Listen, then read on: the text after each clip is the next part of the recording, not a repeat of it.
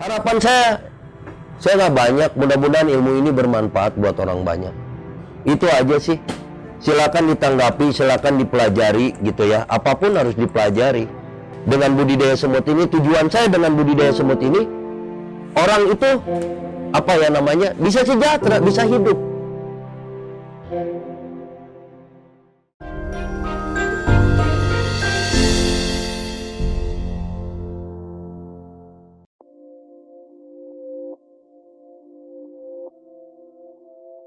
Assalamualaikum warahmatullahi wabarakatuh. Salam jagat tani. Nama saya Ade Yusdira. Selamat datang di Krotobon Indonesia, di budidaya semut rangrang.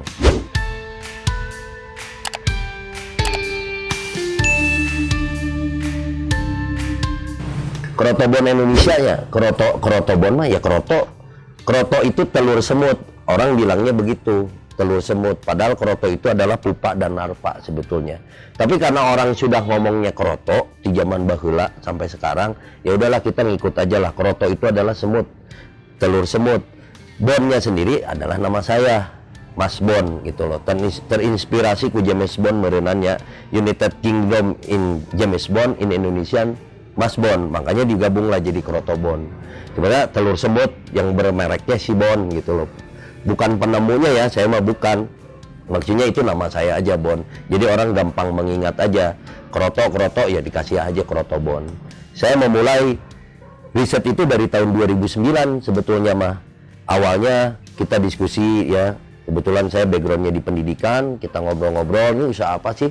Gitu loh, dulu pernah mau budidaya ikan, budidaya apa gitu ya. Budidaya ayam. Nah kepikiran lah dari situ budidaya semut. Karena pada saat itu kan teman-teman tuh senang mancing ya, senang mancing dapat kroto tuh susah. Akhirnya kepikiran untuk bagaimana sih kita ini memulai membudidayakan sirum rarangge ini. Kalau di Bogor kan namanya sirum rarangge ya, semut rangrang.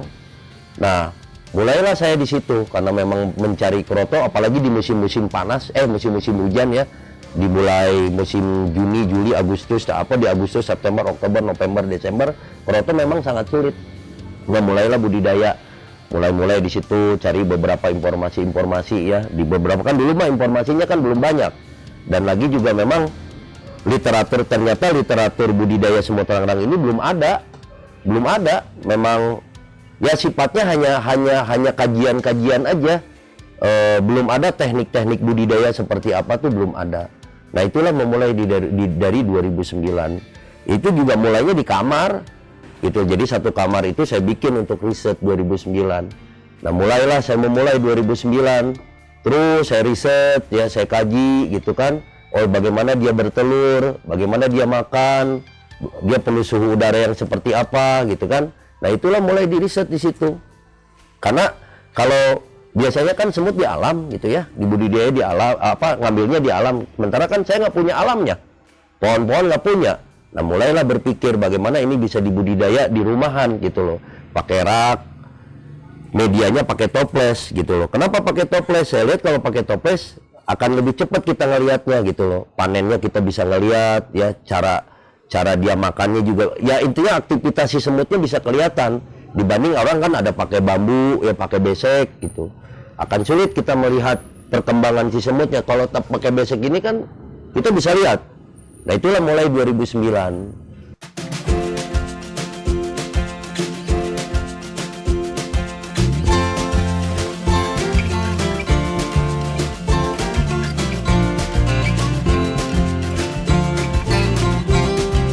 Belajarnya sendiri, otodidak. Jadi memang belum ada pada saat itu. Kita nyari-nyari informasi di mana, kan media juga belum banyak 2009. YouTube aja belum ada ya. Paling ada juga paling website, blog juga baru-baru aja, blog informasi-informasi itu katanya kan. HP juga masih HP jadul, nggak kayak sekarang gitu loh. Jadi ya mulailah di situ nyari-nyari sendiri artikel-artikel, ngambil di Filipina, artikel ngambil dari Darwin University gitu loh. Bagaimana sih semut dia hidup gitu loh. Dia perlu ruangan apa, dia pakannya apa, ya tinggal mindahin aja habitat semut yang di alam.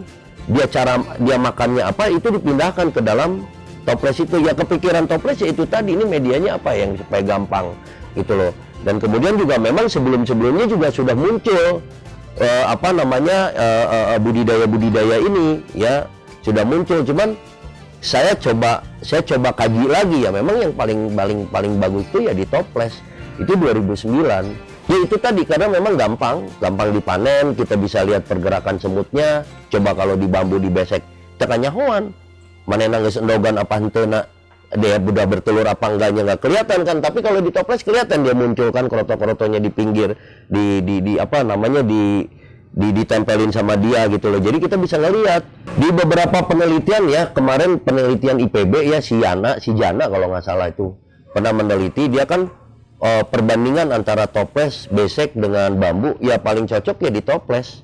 Ketika dia membangun labirinnya juga akan lebih cepat gitu. Kalau di besek dengan di bambu sendiri kita nggak bisa lihat gitu loh, kapan dia ngebangun labirinnya, terus si telurnya ya lebih kan transparan. Kalau toples kita bisa ngelihat, itu aja sih sebetulnya.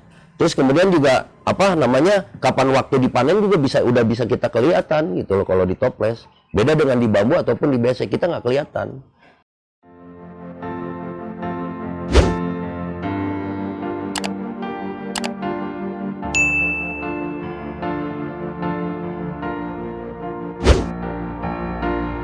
Semua nggak instan, perlu berdarah-darah bahasanya ya, perlu air mata dan tangisan loh bahasanya gitu ya. Yang jelas sih cuma jatuh bangun, mati semutnya, coba lagi, mati lagi, coba lagi. Kita ngambil lagi perpaduan dari alam seperti apa, diskusi lagi dengan teman-teman, terus belum jadi apa-apa.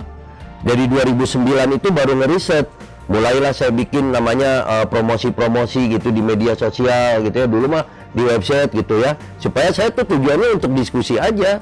Nah ketika itu 2009 memulai, terus selama kurang lebih 5 tahun, 2014-2015 kalau nggak salah itu saya diundang oleh televisi nasional gitu ya, diundang ya, saya sebutkan aja ya program TV-nya Ki Candy lah katakanlah. Nah itu mulai meledak, wah kemana-mana tuh. Nah pada saat itu belum selesai sebetulnya, budidaya itu belum selesai. Jadi konsepnya usaha itu kan prinsipnya produksi, distribusi, konsumsi. Ini bisa dinyatakan budidaya ini kalau menghasilkan sesuatu, baru dikatakan budidaya. Iya budidaya, tapi kalau nggak menghasilkan sesuatu namanya bukan budidaya. Nah itu perjalanan dari 2009 sampai di 2015 masuk di media itu belum selesai. Saya berpikir hanya cuman memperkenalkan aja dulu. Mungkin saya pelopornya yang pertama ya, memperkenalkan. Cuman dampaknya, wow jadi luar biasa gitu loh. Orang pengen juga berbudidaya, pengen apa. Sementara risetnya sendiri dari hulu ke hilirnya juga belum selesai. Persoalan produksinya aja juga belum beres gitu loh. Ini bagaimana sih bisa 21 hari? Ini bagaimana panen ini bisa stabil? Nah itu juga belum selesai. Nah selesai itu di tahun 2020-an. Baru selesai produksinya. Pertama suhu udaranya dari 25 sampai 45 derajat, pakannya itu cacing, ulat tongkong, kemudian pakan tambahannya tulang belulang, ikan, kayak gitu. Sekuritasnya harus benar, ya kan? Perawatan harian harus terus dilihat, pergantian air gulanya harus dilihat, ngebersihin sampah-sampah si semutnya harus beres. Itu diproduksi. Nah produksi itu beresnya, produksi itu akan memulai itu di bulan November, Desember, Januari, Februari, Maret, April, Mei ya, Juni lah aja, Juni, Juli lah, 9 bulan. Nah, yang 3 bulan kemana? Itu namanya siklus biasanya. Jadi efektivitas dari sebuah proses produksi di semut rangrang itu hanya 9 bulan. Yang 3 bulannya siklus, yaitu munculnya siklus pejantan dengan siklus calon ratu. Nah di sana produksinya akan drop, akan berkurang gitu loh. Karena produksi semutnya berubah dari si telurnya jadi pejantan atau calon ratu, seperti itu. Nah itu semua kita jalani di situ, di proses itu. Ya kalau pasar selama ini kan kicau mania dan mancing mania. Kita bikin kajian kicau mania ya. Itu satu orang yang punya 5 burung atau 6 burung gitu ya. Itu rata-rata per 3 hari itu bisa 1 on. Sekarang kalau 30 dibagi 3 hari, berarti kan 10, kebutuhan dia sebulan itu 10 on. 10 on itu kan berarti 1 kilo. Ya, sekarang kalau kicau mania yang ada di Jabodetabek, ada nggak 1.000 orang lebih, 10.000 orang lebih, malah ratusan ribu orang. Kali itu kebutuhan dia tuh berapa? Berarti berapa ratus ribu kilo, berapa ton yang dibutuhkan setiap bulan gitu loh, kebutuhan permintaan kroto. Potensi pasarnya udah bagus. Gitu. Itu baru dihilir, baru kicau mania, belum mancing. Orang kalau mancing tuh campur pelet, campur apa gitu, umpan-umpan yang lain, dicampur semua ke sana. Itu pakai kroto. Dan setiap kalau di Jabodetabek, rata-rata kalau Bogor ya, rata-rata satu kelurahan tuh minimal ada 1 atau 2 pemancingan atau 3 pemancingan. Itu seperti itu. Nah, itu dihilirnya.